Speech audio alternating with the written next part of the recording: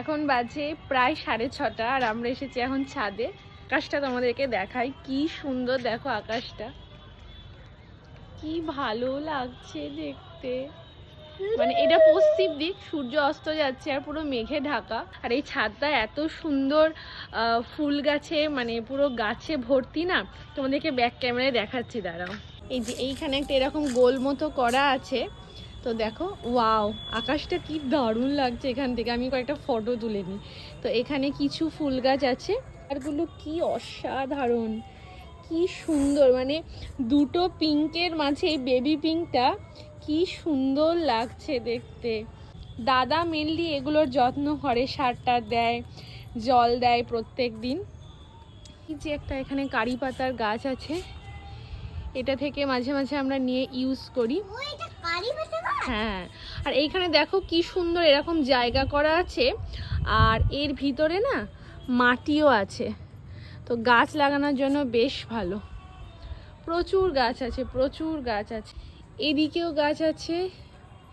এই কালারটাও কি সুন্দর, অরেঞ্জ কালারটা কি ভালো লাগছে। সে পিছনে প্রচুর সময় দিতে হয়, পরিচর্যা করতে হয়, তবেই ফুল ফোটে সুন্দর সুন্দর। খুব ভালো। সব গাছের নাম আমার জানা নেই, ওটা তো জবা গাছ।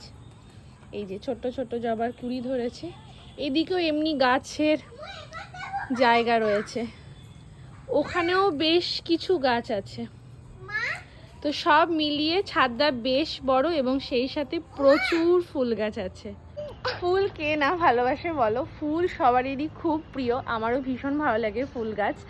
তো যাই হোক, কাটোয়াতে তো তোমরা দেখেছো আমার ভাইয়ের বাড়িতে প্রচুর প্রচুর ফুল গাছ, শীতকালে তো পুরো ছাদটা ভরে যায় ফুলে। এখানেও মনে হচ্ছে সেরকমই হবে, শীতকাল আসলে আরও প্রচুর ফুল ফুটবে। তো স্কুল থেকে আসার পরে মেয়ে যখন ঘুম থেকে উঠে যায়, তো আমরা চেষ্টা করি বিকেলবেলাটা বা এই গধূলির টাইমটা একটুখানি ছাদে আসতে, বেশ ভালো লাগে। একটা সুন্দর মিষ্টি হাওয়া দেয়, আর এই আকাশটা এক একদিন এক এক রকম থাকে, ওটা দেখতে আমার সব থেকে বেশি ভালো লাগে। তো সেই জন্য আমি আসি। বেশ মানে সারাদিন ব্যস্ততার মাঝে এই 15-20 মিনিট সময় একটু কাটাতে ছাদে এসে বেশ ভালো লাগে। বর যখন থাকে ও আসে, মানে ও যদি ডিউটি আওয়ার্স আগে শেষ হয়ে যায়, যদি চলে আসে বাড়ি, ও আসে, ভালো লাগে। কখনো আমরা রাত্রেও খাওয়া দাওয়ার পর আসি, তখন একটু হাঁটাহাঁটি করি, সেটাও বেশ ভালো লাগে। ছাদ খুব প্রিয় একটা জিনিস বাড়ির মধ্যে, তাই না বলো? তো এখন অন্ধকার হতে আরেকটু সময় আছে, আর একটু সময় এখানে কাটাবো, তারপরে নিচে গিয়ে চাটা খাবো। তো চলো, আজকের মতো টাটা, বাই।